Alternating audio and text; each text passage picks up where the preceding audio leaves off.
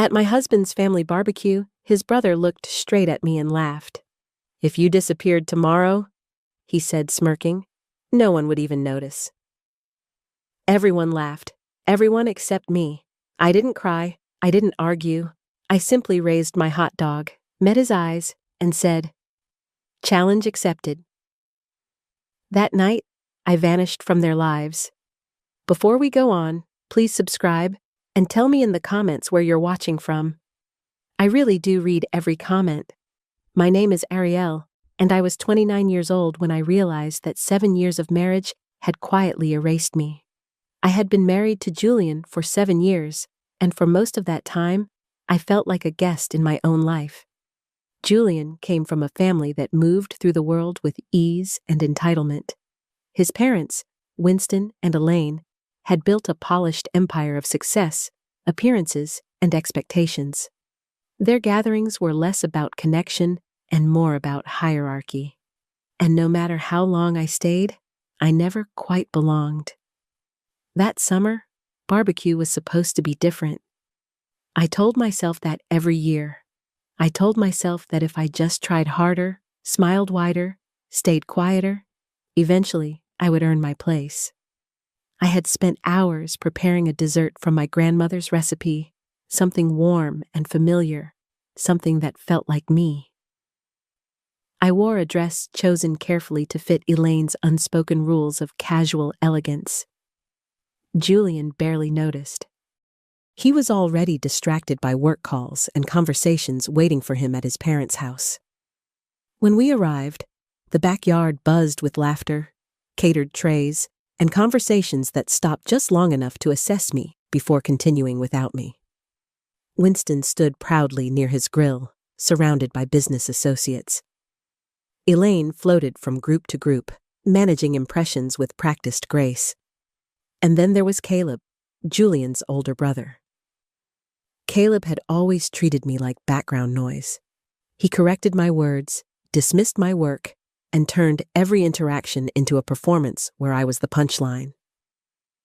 Julian always brushed it off. "That's just how Caleb is," he would say. "He doesn't mean anything by it." But intent doesn't change impact. At the table, when I tried to share a small success from my design work, Caleb cut me off mid-sentence. He leaned back, laughed loudly, and delivered the line that would change everything. "If you disappeared tomorrow, no one would even notice." The laughter came instantly. Elaine hid a smile behind her napkin. Winston chuckled. Even Julian laughed, reaching for his drink as if nothing had happened. That was the moment something inside me went perfectly still. I finally understood that I wasn't invisible by accident. I was invisible by design. And I was done trying to be seen. Julian and I met during our final year at university. I was studying graphic design, juggling classes with a part-time job at a small coffee shop to cover tuition and rent. Julian was finishing his business degree, fully funded by his parents, with a future already mapped out for him long before graduation. He came into the cafe late one night, books spread across the counter, frustration written all over his face. We started talking about the novel I was reading during my break. One conversation turned into another, then another. Within weeks, we were inseparable. Julian was charming in a quiet, confident way. He listened. He asked questions. He made me feel interesting, chosen. By the time graduation arrived, he proposed with a ring that cost more than my entire student debt. I remember laughing when he told me the price, half in disbelief, half in awe. I thought I was stepping into a love story. A year later, we were married, and I believed I wasn't just gaining a husband, but a family. Julian spoke about his parents with reverence. Winston had built his company from nothing, turning it into a respected firm. Elaine ran their social world with military precision, balancing charity boards and elite events with ease. Caleb followed closely in their father's footsteps, already positioned as the heir apparent. And Terence, the younger brother, played the role of the laid-back observer who somehow still landed comfortably on his feet. My world had never looked like that. I was raised by a single mother, Evelyn, who worked 2 jobs and still found time to show up for school events and scraped knee emergencies. My sister Nia and I shared everything growing up, including a bedroom and an unspoken understanding that nothing would ever be handed to us. Holidays were homemade, gifts were thoughtful, not expensive. The first time I stepped into Julian's childhood home, I felt like I had wandered onto a movie set. Everything was polished, coordinated, controlled. At first, I mistook their distance for formality. Elaine praised my creative hobbies as if my career were something cute and temporary. Winston explained basic business concepts to me over dinner, unaware that I had been running freelance projects successfully for years. Caleb corrected my pronunciation, my taste in wine, my knowledge of designers, always smiling as if he were doing me a favor. Whenever I brought it up to Julian, he dismissed it gently but firmly. "They mean well," he would say. "Caleb's just trying to help you fit in." But help shouldn't feel like erasure. I tried anyway. I volunteered at Elaine's charity events. I referred clients to Winston's firm. I remembered birthdays, sent handwritten notes, laughed at jokes that stung more than they entertained. I adjusted my clothes, my speech, even my posture around them. Slowly, without realizing it, I began shrinking. I told myself it was temporary, that once they saw my value, things would change. I didn't yet understand that the problem wasn't my effort. It was the role they had already assigned me. For the first few years of our marriage, I held on to my freelance design work like a lifeline. I built a modest but steady client base, mostly small businesses and local creatives. It wasn't glamorous, but it was mine. Every completed project reminded me that I was capable, talented, and independent. The Caldwells treated it like a phase. Elaine would ask, "So, are you still doing your little projects?" Winston suggested I might eventually want something more stable. Caleb openly speculated that my clients hired me because of Julian's last name, not my skill. Julian never corrected them. Then his career accelerated. An opportunity opened for Julian to expand his division, but it came with extensive travel. Conferences, overseas meetings, long stretches of absence. There was never a real conversation about how this would affect us. It was simply assumed that I would adjust. And I did. I turned down projects with tight deadlines. I stopped pitching new clients. My work slowly dwindled to a few loyal accounts I managed, between unpacking suitcases and keeping our home running smoothly. My world narrowed to Julian's schedule and his family's expectations. Isolation crept in quietly. My friendships faded from neglect. Invitations stopped coming. I was always too busy or waiting to see Julian's schedule. I didn't notice how small my life had become until it felt too tight to breathe in. Then I got pregnant. I didn't tell anyone right away. I wanted it to be ours first. I imagined that a child might finally anchor me, give me a place that couldn't be questioned. At 11 weeks, I miscarried. Julian was in another city for work. He offered to come home, but his voice carried relief when I said I could handle it. Elaine sent flowers with a note that read, "Perhaps it's for the best until things are more settled." Caleb suggested stress might have played a role, glancing pointedly at my workload. Only Nia came. She stayed for a week, slept on my couch, cooked soup, and held my hand through nights that felt endless. The contrast between her quiet care and my in-laws' detached responses cracked something open inside me. Still, I didn't leave. I buried the hurt. I told myself grief made everything feel sharper than it really was. I convinced myself that keeping peace was worth the cost. By the time summer arrived and the annual barbecue approached, I was a dimmer version of myself. I moved through days on autopilot, smiling when expected, speaking only when necessary. I clung to a fragile hope that if I showed up one more time, tried one more time, maybe something would finally change. That hope carried me straight into the moment that ended everything. The table, the laughter.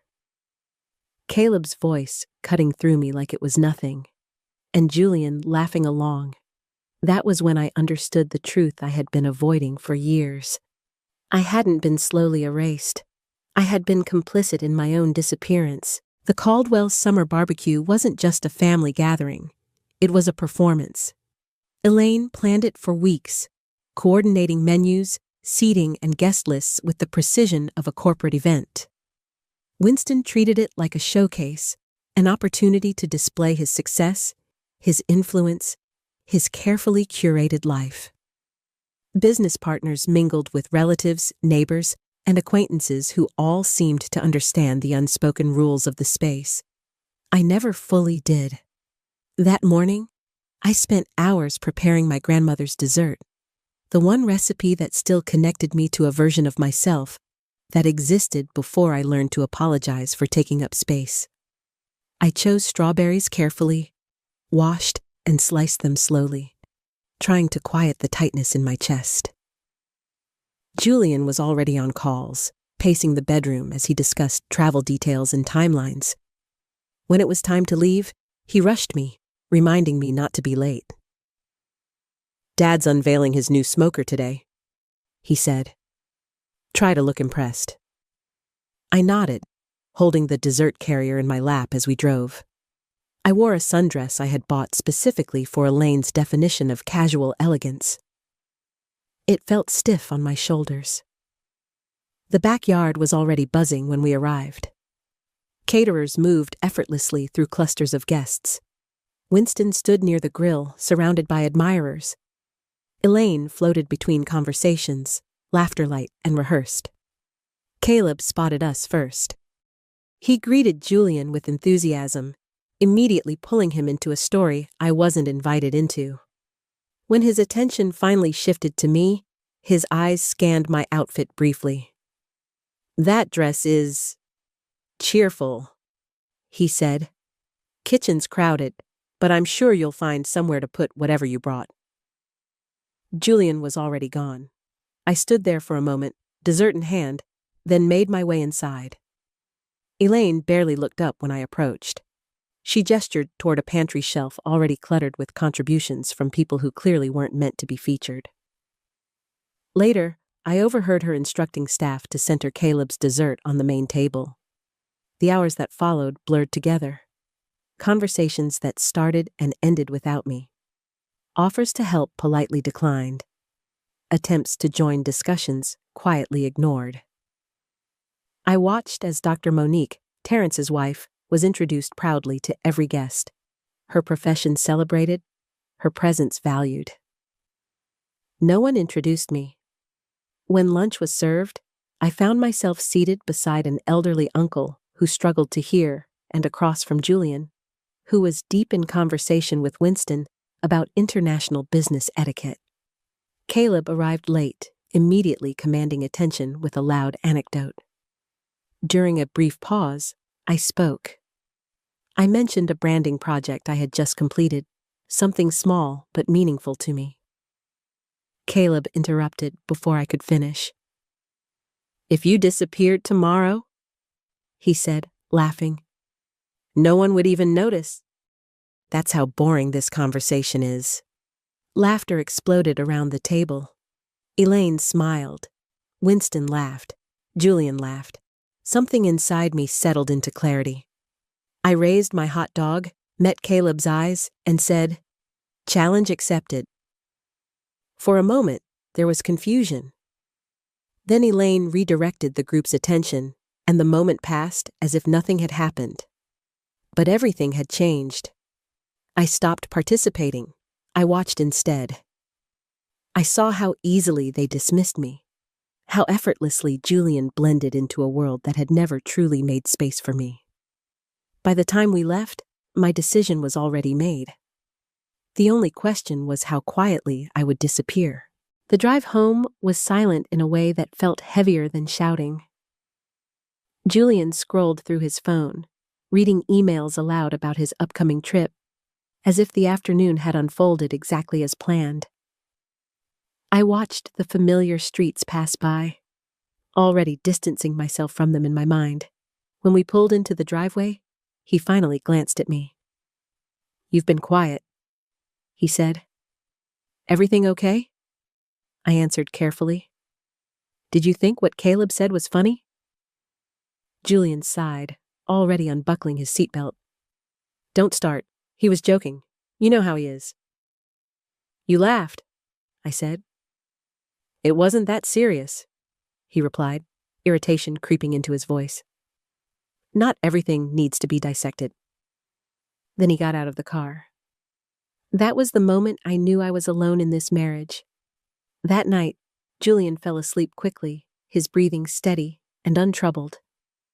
I lay awake beside him, staring at the ceiling, replaying not just the barbecue, but the years that had led there. The confident woman I used to be. The creative work I once loved. The friends I stopped calling. The way I had learned to shrink myself without being asked directly. At 2 a.m, I slipped out of bed and walked into my home office. I opened my laptop and began researching apartments in Seattle, where my sister Nia lived. I checked my bank accounts. I looked up transportation options. I didn't cry. I didn't hesitate. By sunrise, I had a plan. Julian left early for a golf game with Winston, kissing my cheek absently on his way out. The moment his car disappeared down the street, I moved. I called Brianna, my college roommate, the one person who had stayed in touch even as I withdrew from the world. "I need a favor," I said. "I'm in," she replied immediately. She arrived 2 hours later with coffee, boxes, and a resolve that mirrored my own. We packed efficiently, separating what mattered from what didn't. Clothes, documents, my design equipment, photographs I couldn't replace.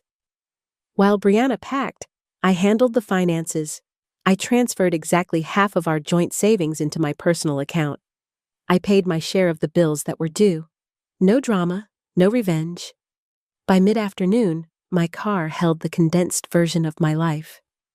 Before leaving, I wrote Julian a letter. I kept it brief. I explained that I needed time away to reevaluate our marriage. I told him I had taken only what was mine and asked for no contact while I sorted through my thoughts. I placed my wedding ring on top of the letter.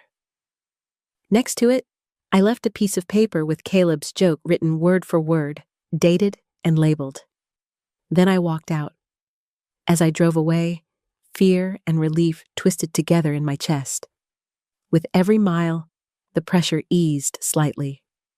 By the time I crossed the state line, I realized I was breathing freely for the first time in years. I had accepted the challenge. Now I had to disappear. That first night, I checked into a modest hotel just off the highway. Nothing fancy. Clean sheets, quiet halls, anonymity.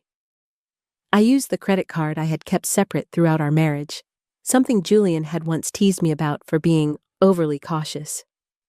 I turned off my phone after sending one message to Nia and one to Brianna, letting them know I had arrived safely. Then I slept harder than I had in months. Morning brought a flood of messages when I briefly powered my phone back on. Julian's texts followed a predictable pattern. Confusion first, then irritation, then concern, then anger. "Where are you? This is ridiculous. Call me. My mother is worried. You're being selfish. I have an international trip in 3 days." Not once did he mention Caleb. Not once did he acknowledge the moment that shattered everything. I didn't respond. Instead, I forwarded my mail to Brianna's address and searched for longer-term housing in Seattle. Nia had already sent me listings. A tiny furnished studio in her neighborhood stood out immediately. Old floors, bay windows, month-to-month lease, no questions asked. It felt right. Seattle greeted me with rain. 3 days of it, constant, steady, cleansing. Nia met me outside the building with an umbrella and a smile that held relief and pride. "It's not fancy," she said apologetically as we carried my things upstairs. "It's perfect," I replied, meaning it. The apartment was small, but it was mine. No echoes of expectations. No judgment embedded in the walls. The first week passed in a blur of logistics. I opened a new bank account at a local credit union.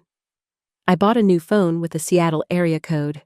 I updated my online design profiles, carefully removing work tied to Julian's network. I reassembled my portfolio with intention, highlighting the work that felt most authentically me. Julian kept messaging, his tone softened. Bargaining replaced anger. "We can fix this. Just come home. You're overreacting." I stayed silent. Caleb posted a passive-aggressive message online about loyalty and family. Elaine called my mother, fishing for information under the guise of concern.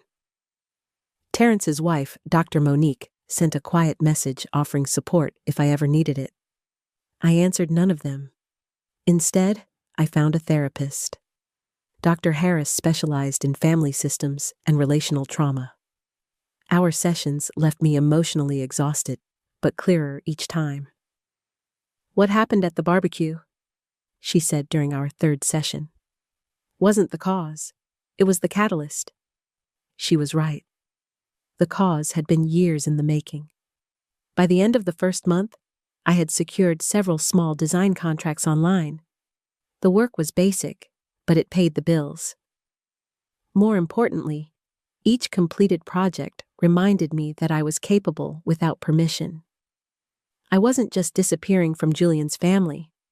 I was disentangling myself from a version of life that had required my silence to function.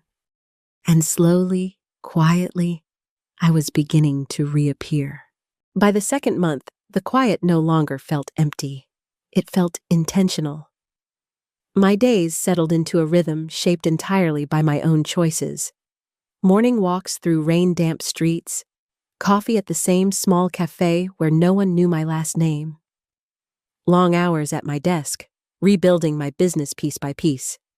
The design work I found online wasn't glamorous. Formatting digital books, creating social media templates, cleaning up brand assets for companies that needed efficiency more than creativity. But every invoice I sent carried a quiet satisfaction. I was sustaining myself again. One afternoon, I stopped by a neighborhood coffee shop I hadn't visited before. A mural covered one entire wall, bold and expressive, impossible to ignore. I stood there longer than I meant to, studying the brushwork. The barista noticed. "Beautiful, right?" she said. The owner commissioned it from a local artist.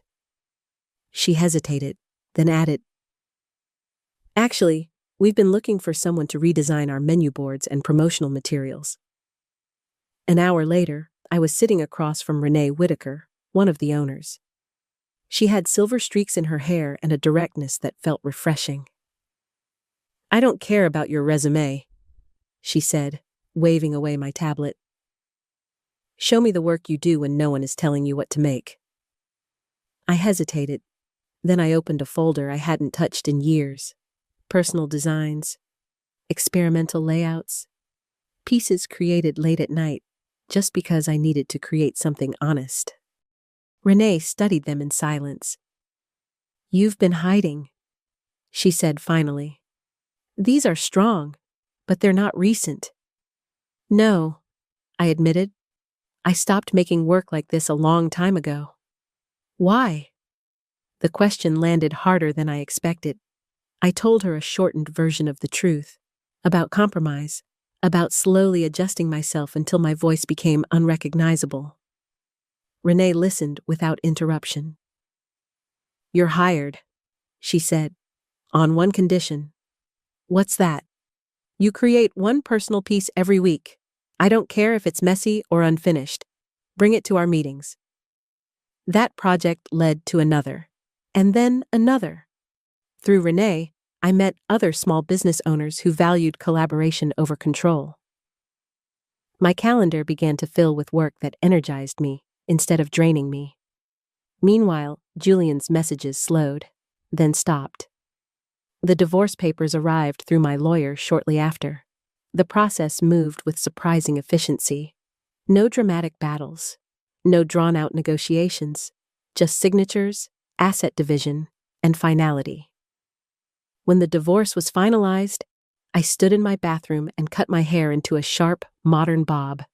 The woman in the mirror looked different, leaner, calmer, awake.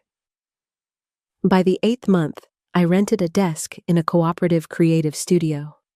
Surrounded by other artists, I remembered what it felt like to be challenged, to be heard, to matter in a room. I no longer checked Julian's social media. I no longer wondered what the Caldwell family thought of my absence. They had faded into the background. My life, finally, was coming into focus. As the 1-year mark approached, I realized something surprising. I didn't feel the need to market. There was no countdown, no dramatic sense of closure. The day Caleb made his joke existed now as a reference point, not a wound.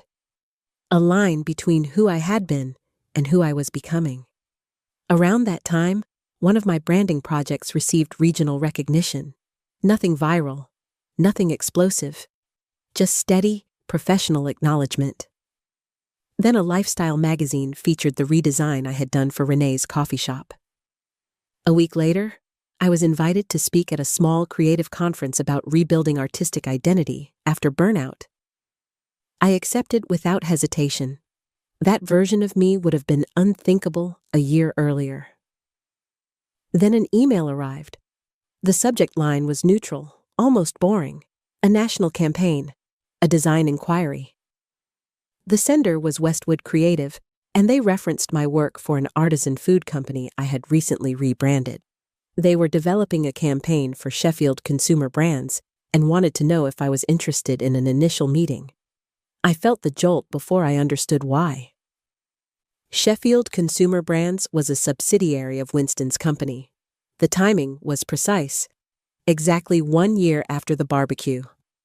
I called Renee immediately. "It could be legitimate," she said after listening carefully. "Your work has been circulating. But the question isn't whether they know who you are." "What's the question then?" I asked. "Whether the opportunity is worth taking, regardless of who's attached to it." The proposal was substantial. A complete redesign of packaging for an entire organic product line, with the possibility of ongoing brand management.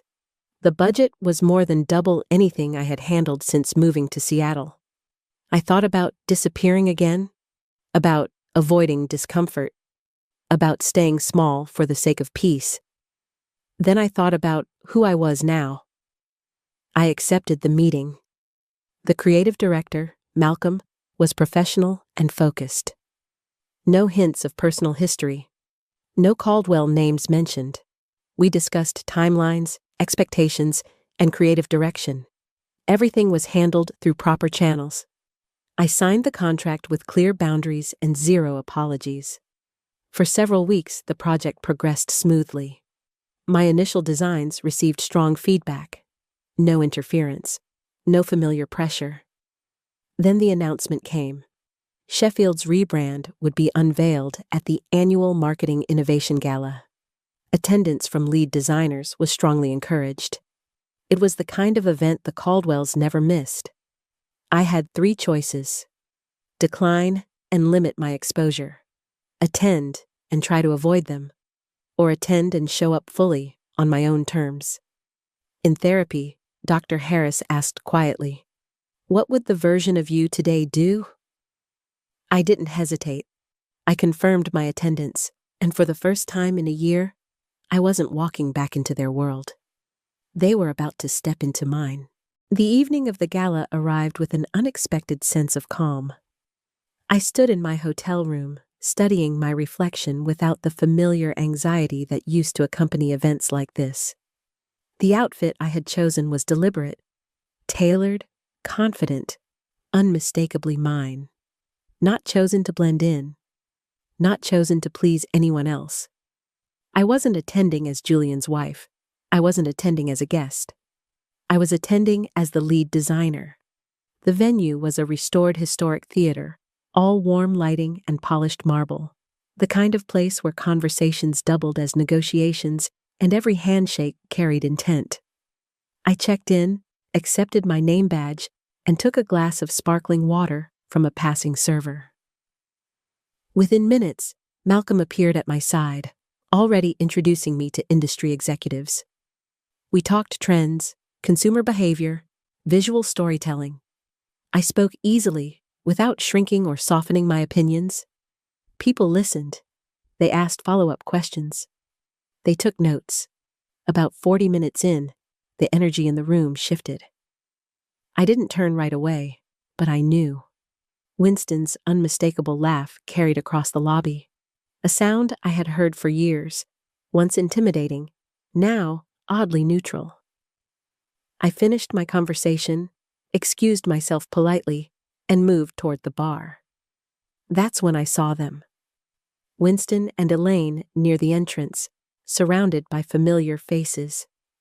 Caleb scanning the room with sharp calculation. And Julian, standing slightly apart, thinner than I remembered, his posture less certain. Our eyes met across the room. Shock registered instantly on his face. Recognition. Disbelief. I held his gaze for a brief moment. Not defiantly, not warmly, simply steadily. Then I turned back to the bartender and thanked him for my drink.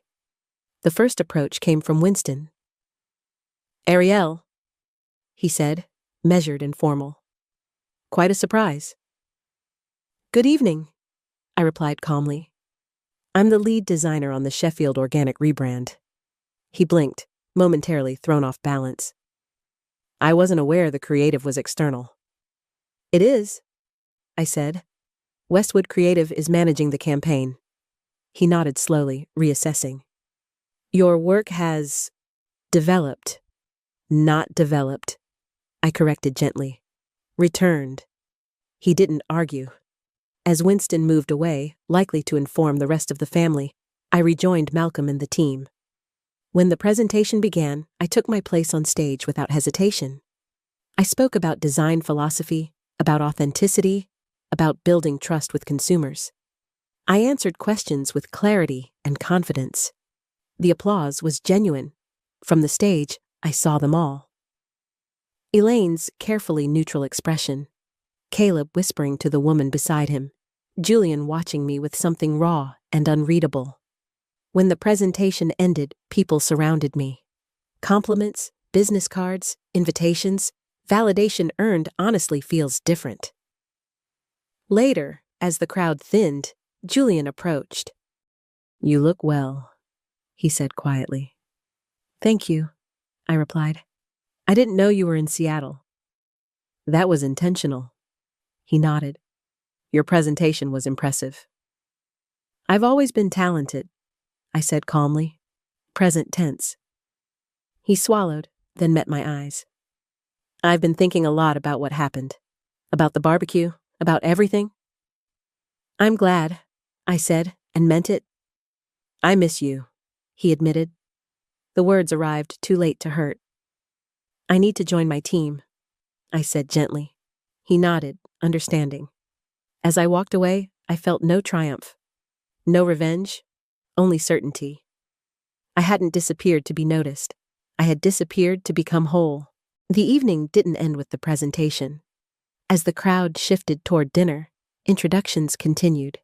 Editors, brand strategists, agency directors.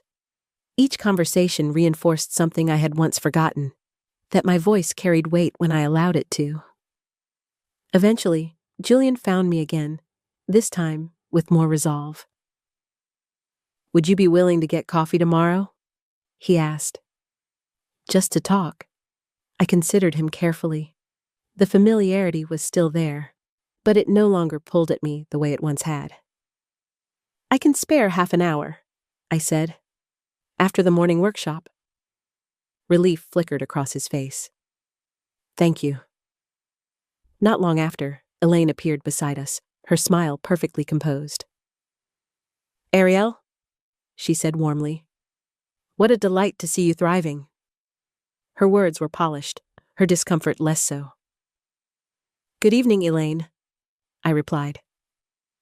We've all missed you at family gatherings, she continued. No one makes strawberry shortcake quite like yours. I smiled politely. That's interesting. I recall my shortcake being placed in the pantry while Caleb's dessert took center stage at the last gathering I attended. Her smile faltered for half a second before recovering. A misunderstanding, I'm sure. Several misunderstandings over 7 years, I replied evenly. Fortunately, I work in environments now where those are rare.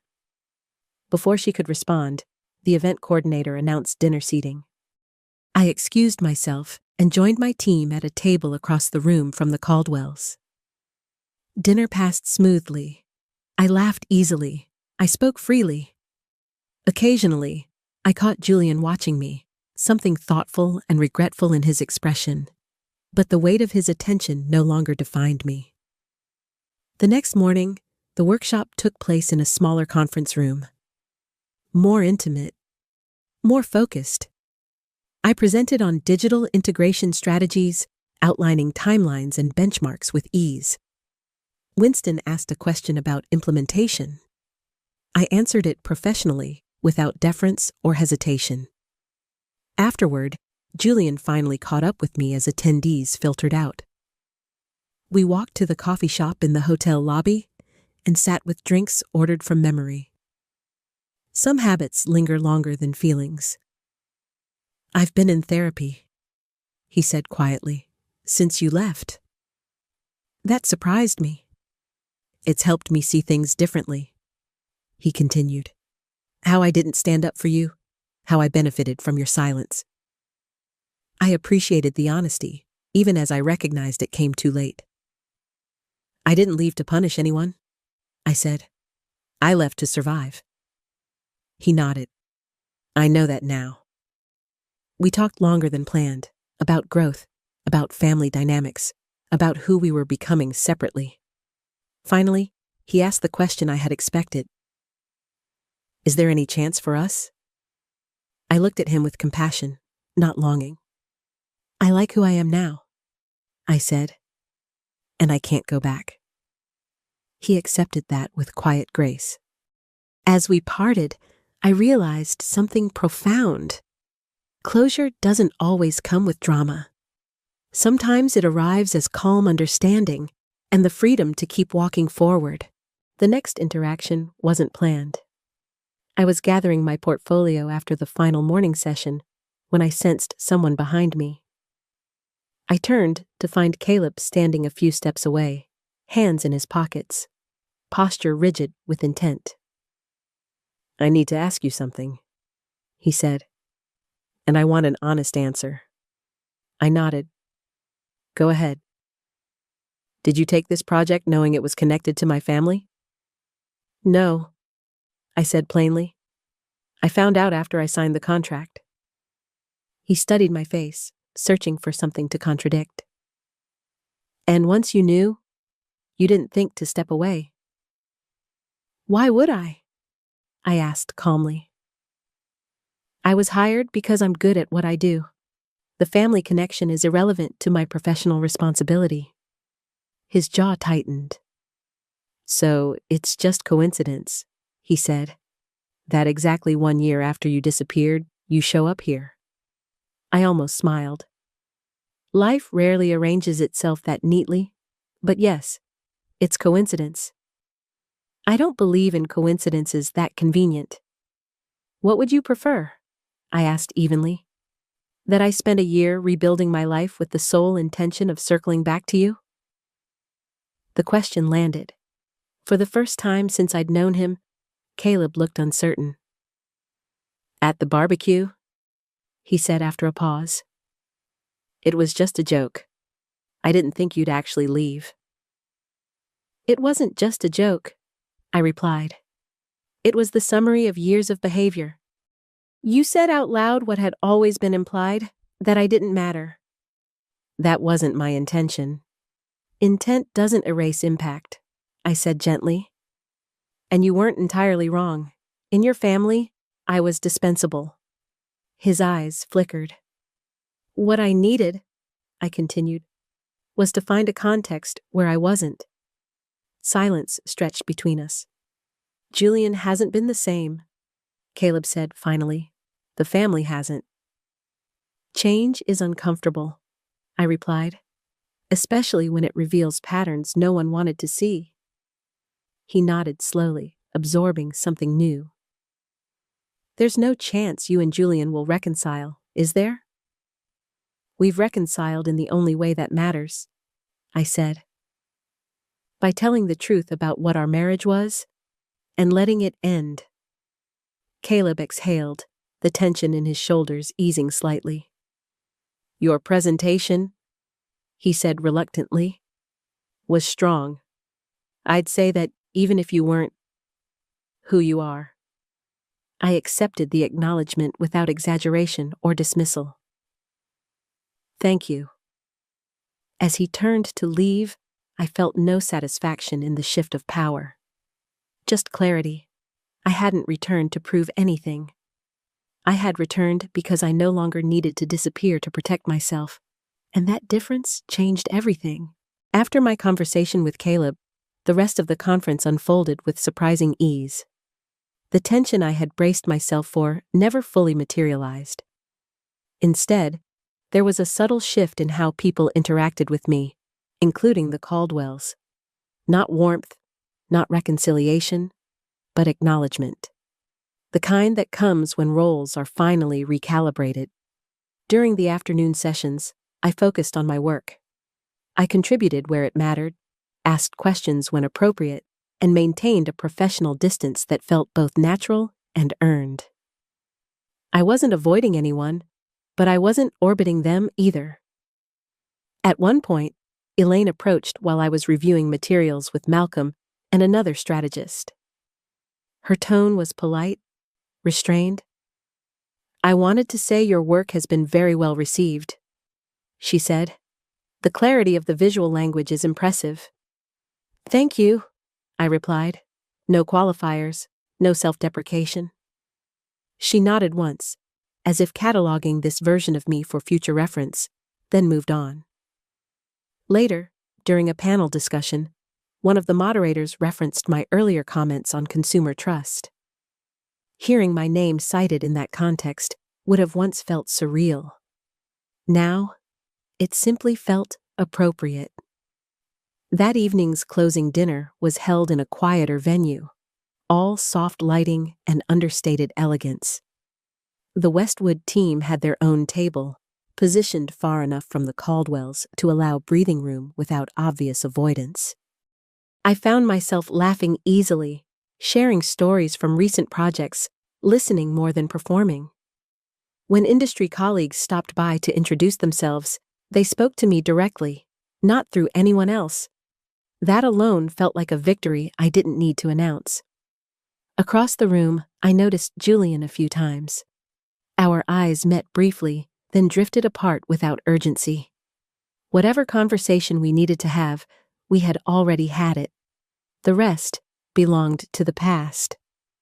At dessert, Caleb gave a short presentation on upcoming marketing trends. One slide featured a design element from the Sheffield campaign. My work, properly credited, publicly acknowledged. It was subtle, but deliberate. I felt no rush of emotion. Just quiet confirmation. As the evening wound down, people exchanged cards and promises to follow up. I said my goodbyes, thanked Malcolm for his leadership, and declined an invitation for late-night drinks. I was tired, but in the best possible way. Back in my hotel room, I stood by the window and looked out at the city lights. A year ago, I had disappeared into uncertainty.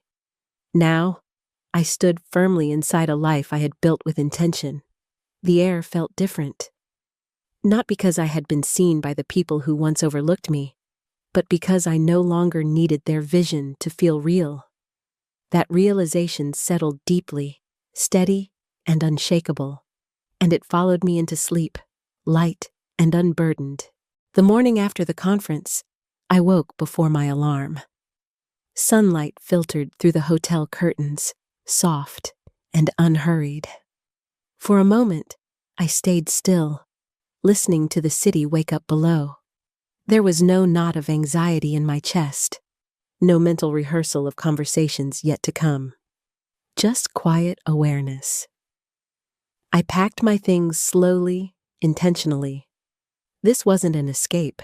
It was a transition. Before leaving the hotel, I checked my email.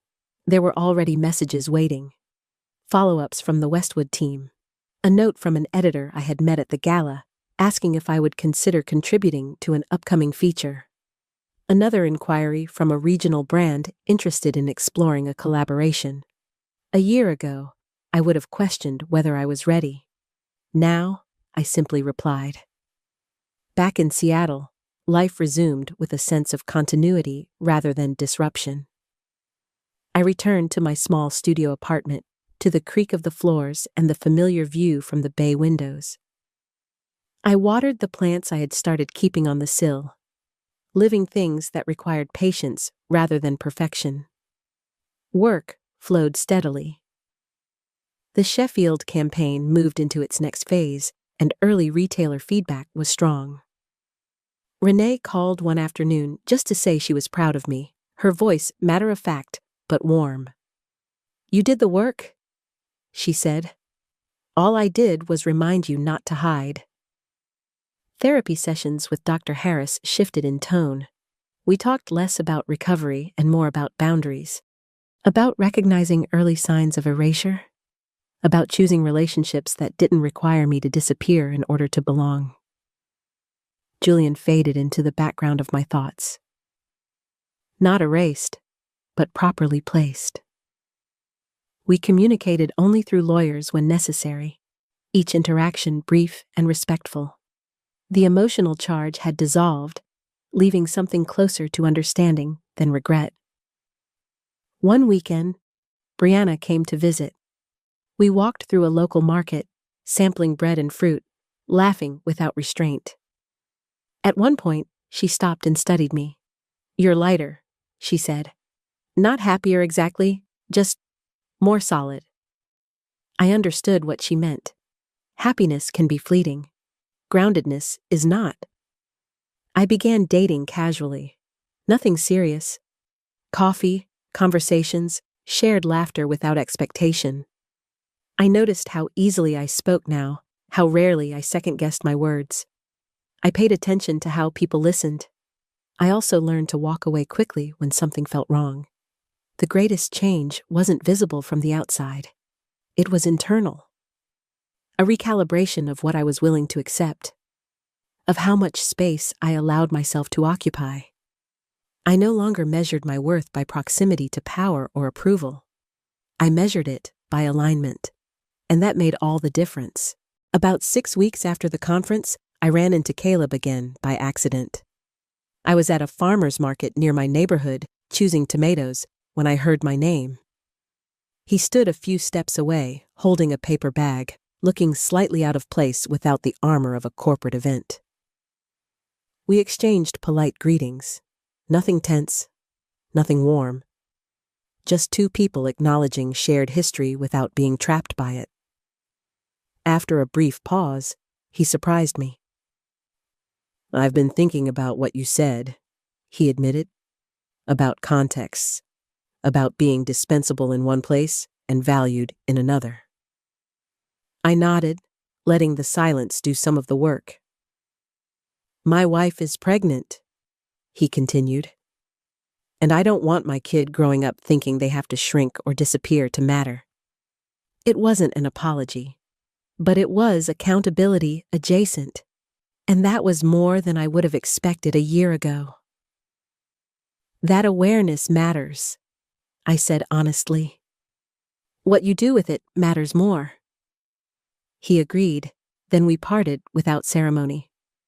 Walking home, I reflected on how much had changed without my direct involvement.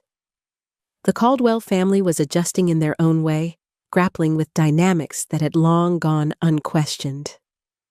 Whether my departure had triggered that shift or merely exposed what was already there didn't concern me anymore. That same week, I closed on a small house near the water. Nothing extravagant, no grand entrance or manicured lawn, just enough space, enough light.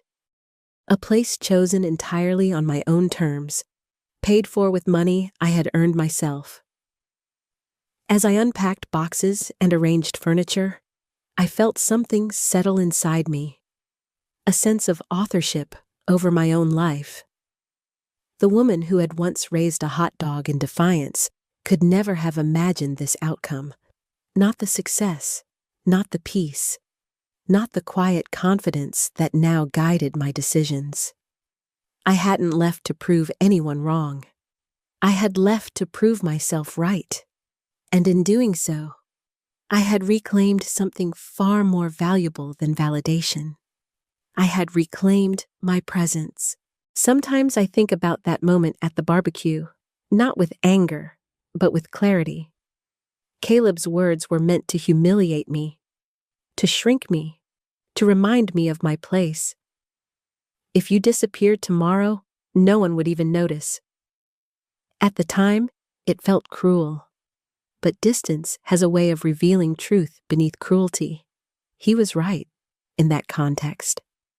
In a family where belonging was conditional. In a marriage where silence was rewarded.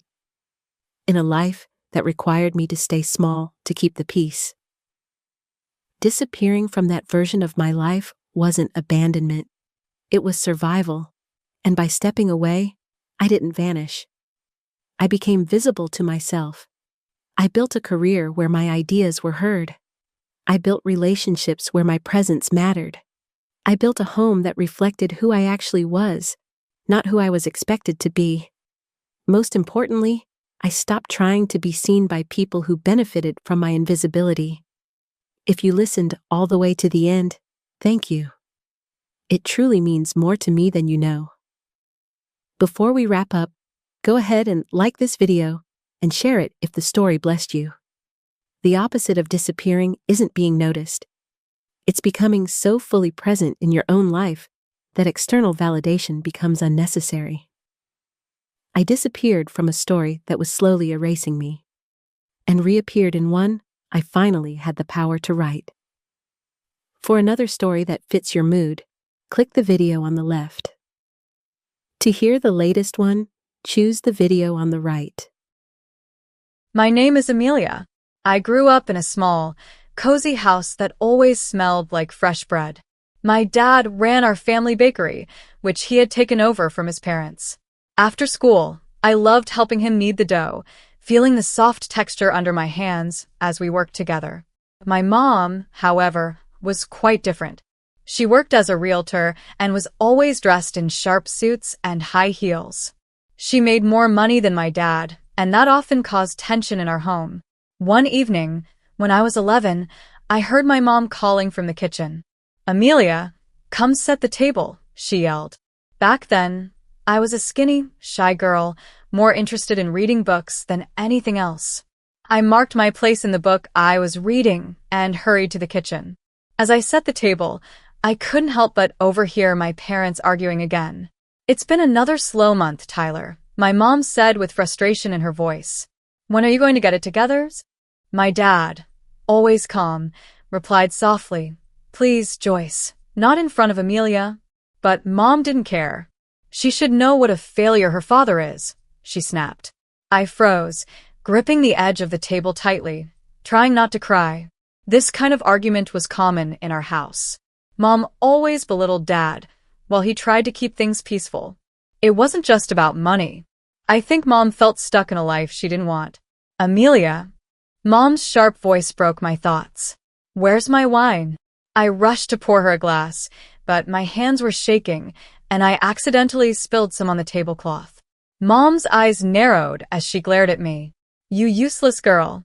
Can't you do anything right?" Dad quickly stepped in. "It's just a little wine, Joyce. No big deal." But Mom turned her anger on him. "You're too soft on her. No wonder she's growing up to be as pathetic as you." That was too much for me. Tears streaming down my face, I ran to my room and buried my head in my pillow. I loved my dad so much, but I couldn't understand why he put up with the way Mom treated him. I decided the best way to survive in our house was to stay quiet and invisible. The next morning, something felt off. There was no smell of fresh bread from the bakery and no sound of Mom's heels clicking on the floor. I went downstairs and found Dad sitting at the kitchen table, looking pale and defeated. "Where's Mom?" I asked, though I already had a bad feeling. Without saying a word, Dad handed me a note in Mom's handwriting. It read, "Tyler, I can't do this anymore. I'm leaving with Anthony. He can give me the life I want. All this small-town nonsense isn't for me. Amelia, don't bother looking for me. You're just dead weight. Tyler, you're a loser, and you've made our daughter one too. Goodbye and good riddance." I stared at the note, feeling like someone had punched me in the stomach. Mom was gone. She had left us, calling Dad a loser and me useless as her parting words. The months that followed were chaotic and painful. Dad filed for divorce and petitioned to have Mom's parental rights taken away. I remember sitting with him in a cold courthouse, holding his sweaty hand as we waited for Mom to show up. She never did. The adults in the courtroom talked about things like abandonment and unfit parenting. In the end, the judge ruled in Dad's favor. When it was over, Dad squeezed my hand and said softly, "It's done, Amelia. The divorce is final, and your mom's parental rights are gone. It's just you and me now." I nodded, feeling a strange mix of sadness and relief. Life wasn't easy after that. Dad poured all his energy into the bakery, often working long hours. By the time I was 13, I had taken on most of the responsibilities at home. I would come back from school, finish my homework, and then cook dinner and do laundry. It wasn't the life I imagined, but we managed.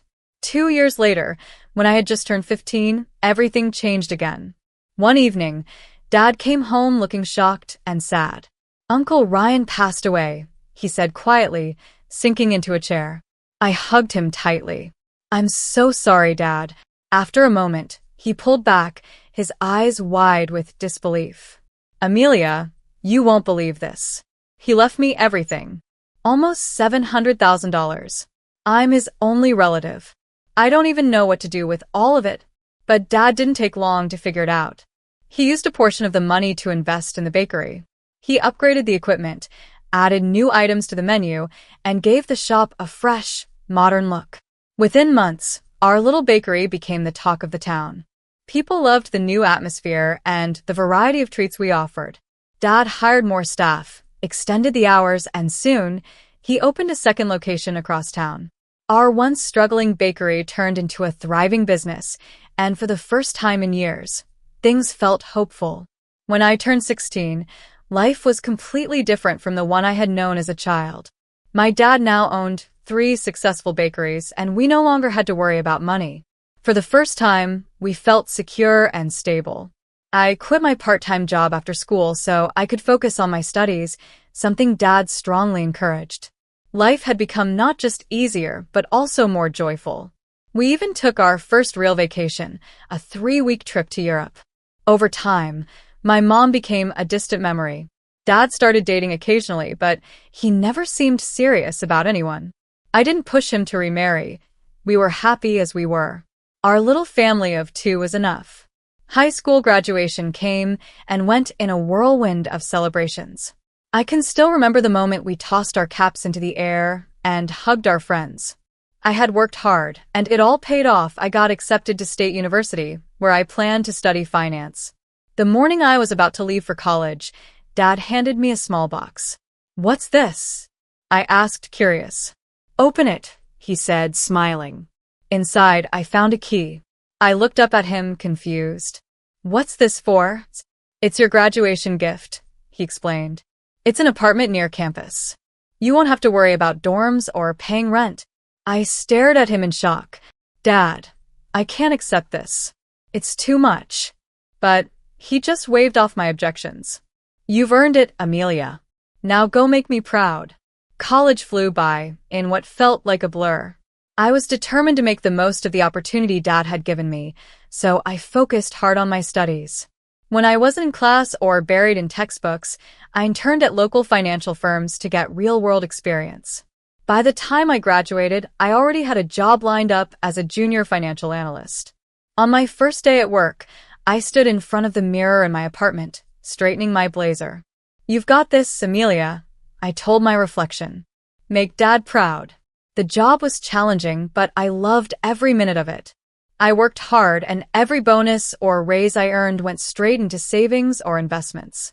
I could still hear Dad's advice in my mind. "Money makes money, Amelia. Be smart with it." Years passed, and by the time I turned 33, my investments had grown significantly. I owned 3 additional apartments on top of the one I lived in, and the rental income provided a steady financial cushion. Life was good, stable, successful, and peaceful. But then, everything changed with one phone call. "Amelia," Dad's voice came through the line, strained and serious. "Can you come over? I need to talk to you." Worry knotted my stomach as I rushed to his house. When I arrived, I found him sitting at the kitchen table, looking older and more tired than I had ever seen him. "What's wrong, Dad?" I asked, my voice trembling. He took a deep breath. "It's cancer, honey. Stage 4 pancreatic." The world seemed to tilt around me. "No," I whispered, shaking my head. "This has to be a mistake." But it wasn't. The next year was the hardest of my life. We faced countless doctor's appointments, treatments, and ups and downs. I spent every free moment with Dad, either at the hospital or at home, trying to make things as comfortable as possible. I even made his favorite cheese soup, though there were days when he was too sick to eat it. One crisp autumn day, I found him sitting in his favorite chair, looking thoughtful.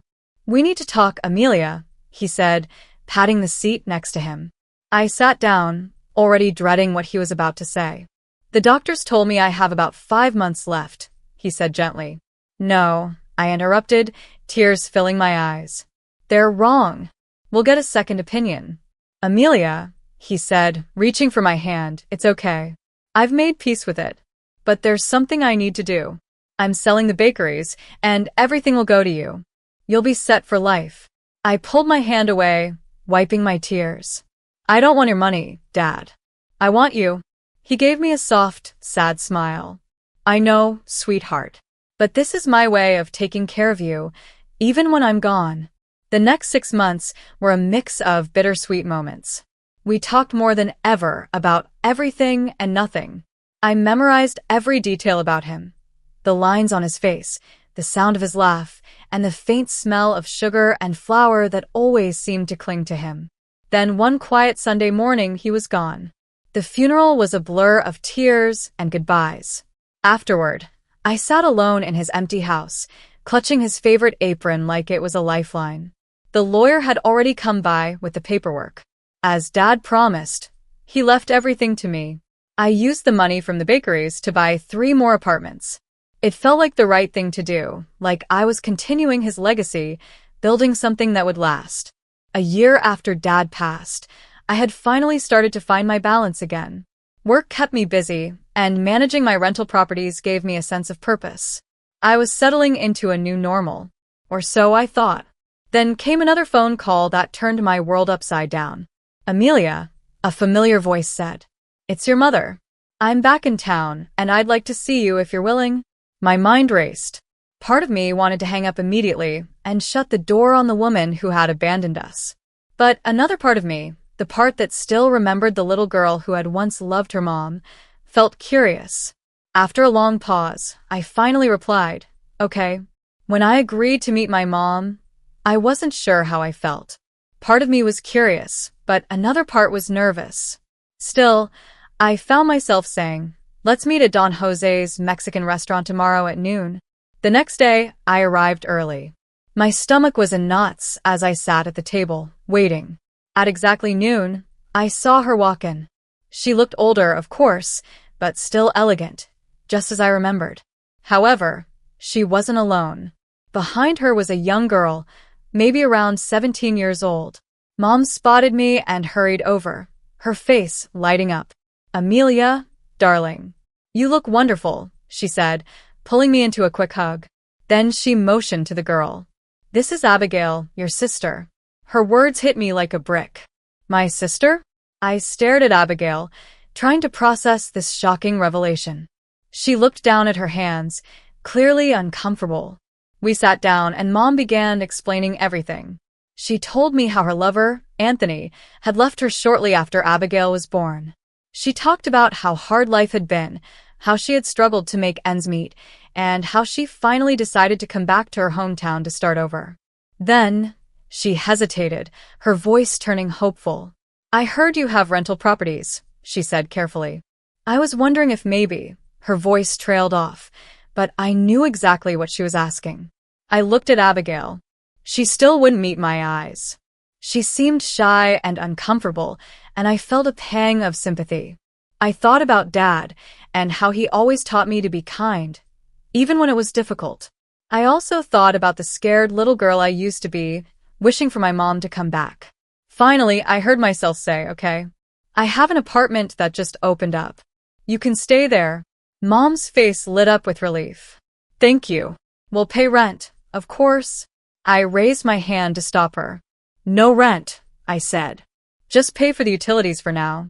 As we sorted out the details, I couldn't help but glance at Abigail again.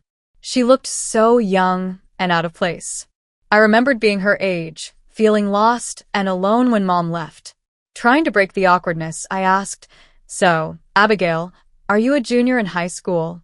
She nodded and finally looked up at me. Yeah, it's weird starting at a new school for senior year. I bet it is, I said, feeling another wave of sympathy. Listen, if you ever need help with school or just someone to talk to, I'm here, okay? Abigail gave me a small smile. Thanks. That means a lot. As we left the restaurant, Mom hugged me again. You're an angel, Amelia.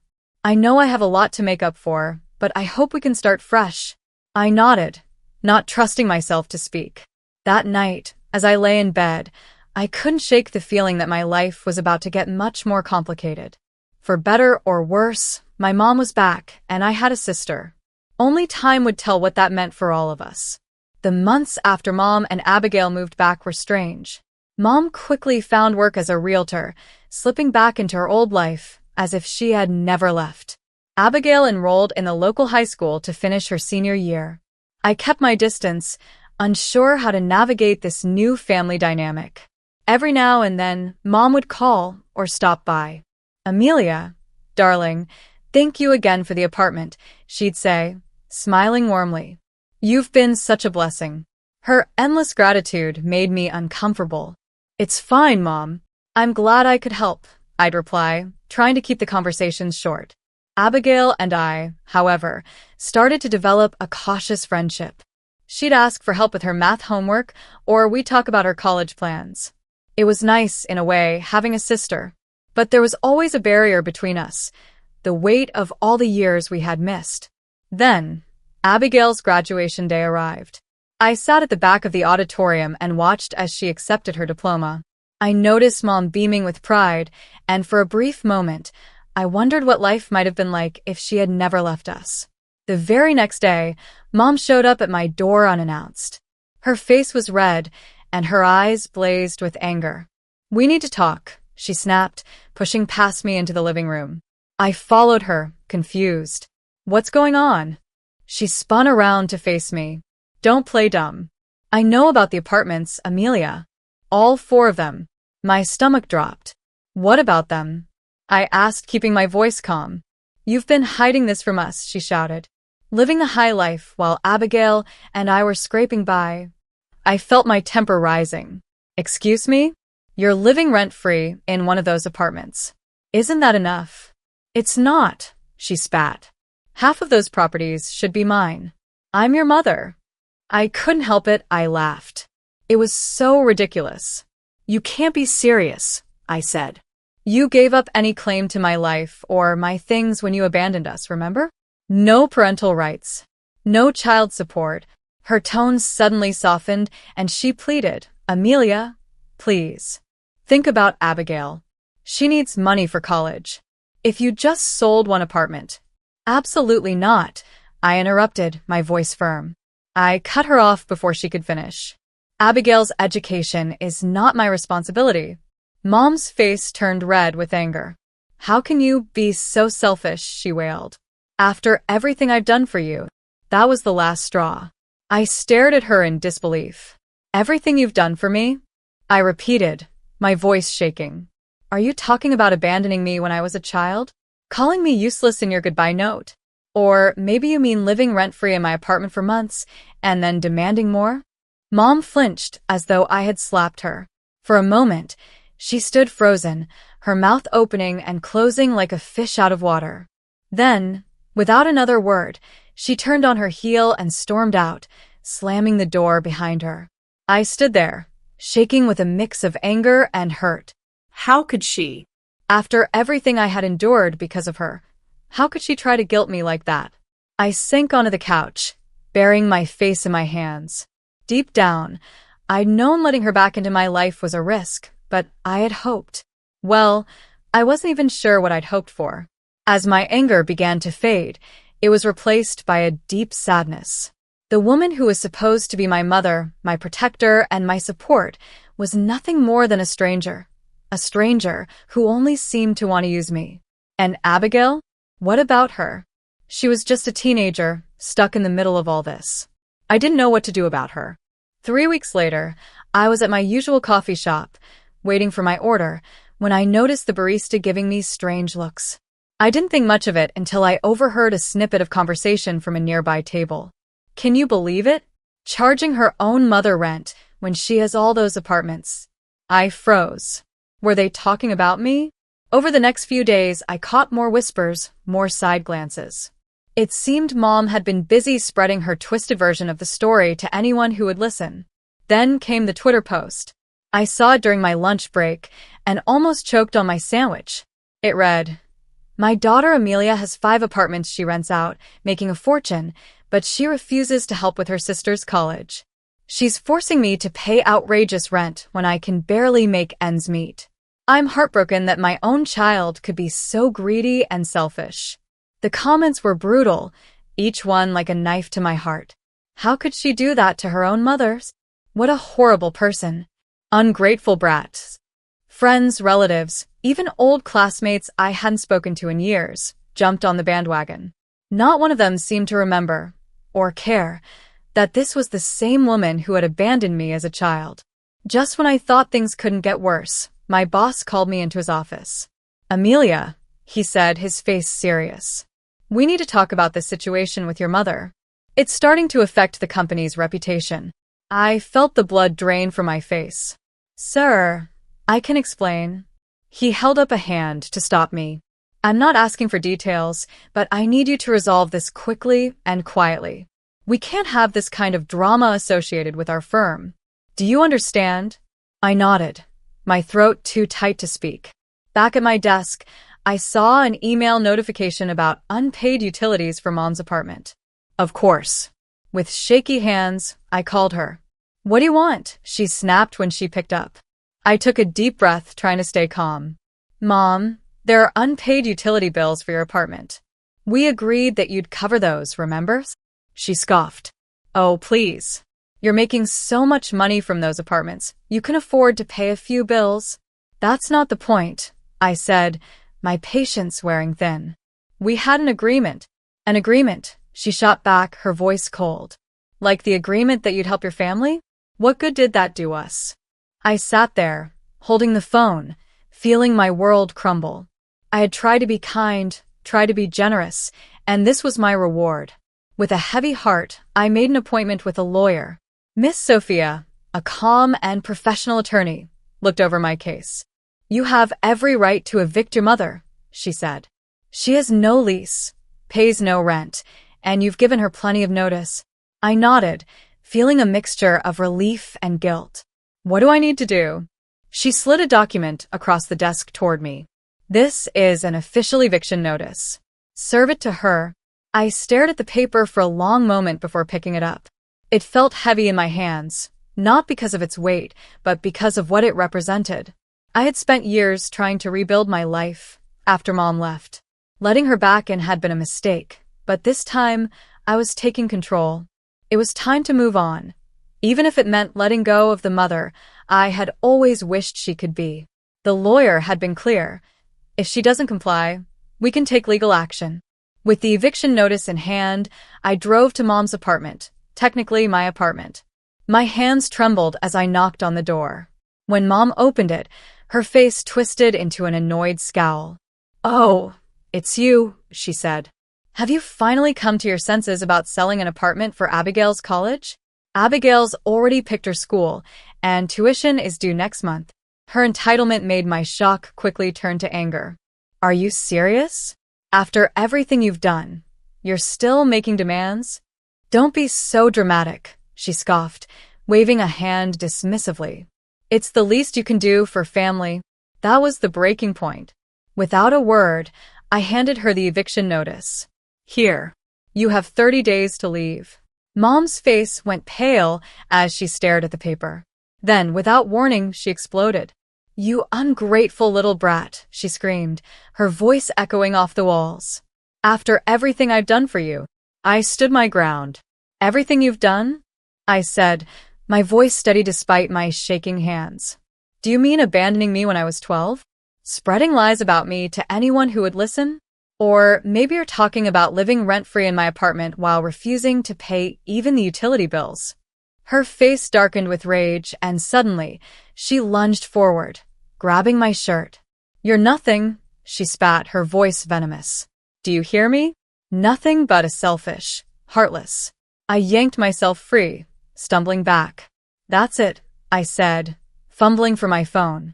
"I'm calling the police." Her eyes widened, but she didn't stop shouting. Her words grew more vicious, each one cutting deeper than the last. By the time the police arrived, I was trembling, tears streaming down my face. I explained the situation as calmly as I could, showing them the eviction notice. One officer turned to Mom. "Ma'am," he said firmly, "I suggest you calm down and discuss this civilly with your daughter." Mom sneered. "Civilly with her? She's trying to throw us out on the street." The other officer spoke to me. "Miss Sophia, legally, this is a civil matter. We can't forcibly remove her without a court order. You'll need to pursue this through the courts, if necessary." I nodded, feeling defeated as they left. Mom's smug expression made my blood boil. "You won't do it," she taunted, crossing her arms. "You don't have the guts to take your own mother to court." I stared at her, my anger hardening into resolve. "Watch me," I said, my voice steady. Before she could respond, I turned and walked away. As I reached my car, I heard the door slam behind me. The day of the court hearing arrived. My stomach churned as I walked into the courtroom. Mom and Abigail were already there. Mom's eyes were red and puffy, and Abigail looked like she wanted to disappear. The hearing began, and Mom put on quite a performance. "Your Honor," she sobbed, dabbing her eyes with a tissue. "My daughter has turned so cold-hearted. She's trying to throw her own mother and sister out on the streets after everything I've done for her." I clenched my fists under the table, forcing myself to stay calm. Then my lawyer stood up, his voice steady and confident. "Your Honor, I'd like to present some evidence that tells a very different story." He laid out the facts: Mom's abandonment when I was 12, the termination of her parental rights, and her failure to pay child support. He showed the judge the rent-free arrangement I had provided and the unpaid utility bills. But he wasn't done. "Furthermore, Your Honor," he continued, "we have evidence that Mrs. Sophia is not in the dire financial situation she claims." Mom's head snapped up, her eyes wide with panic. "Mrs. Sophia owns an apartment in another city," my lawyer explained, left to her by a former partner. "She currently rents it out for a substantial monthly income." The courtroom fell silent. The judge turned to Mom, his expression stern. "Is this true, Mrs. Sophia?" Mom's face went pale. She opened and closed her mouth a few times before finally whispering, "Yes, Your Honor." The judge's voice was cold as he delivered his decision. "This court grants the eviction. Furthermore, Mrs. Sophia will pay back rent for the months she stayed in the apartment rent-free. Mrs. Sophia, your actions are truly unacceptable. This case is closed." The gavel came down with a loud bang, echoing through the courtroom. It was over. As we left the courtroom, I saw Abigail standing to the side, looking lost and confused. My heart ached for her. None of this was her fault. I walked over to her, ignoring Mom's glare. "Abigail," I said gently, "I'm sorry it came to this. If you ever need real help, you can still reach out to me, okay?" Tears filled her eyes as she nodded. "I'm sorry, Amelia. I didn't know." I gave her a sad smile. "It's okay." I walked away, feeling like a weight had been lifted from my shoulders. In the weeks that followed, Mom and Abigail moved out of the apartment. I heard through the grapevine that they had gone to live in Mom's other property. I didn't reach out to them, and they didn't contact me either. Standing in the now empty apartment, I let the memories of the past few months wash over me.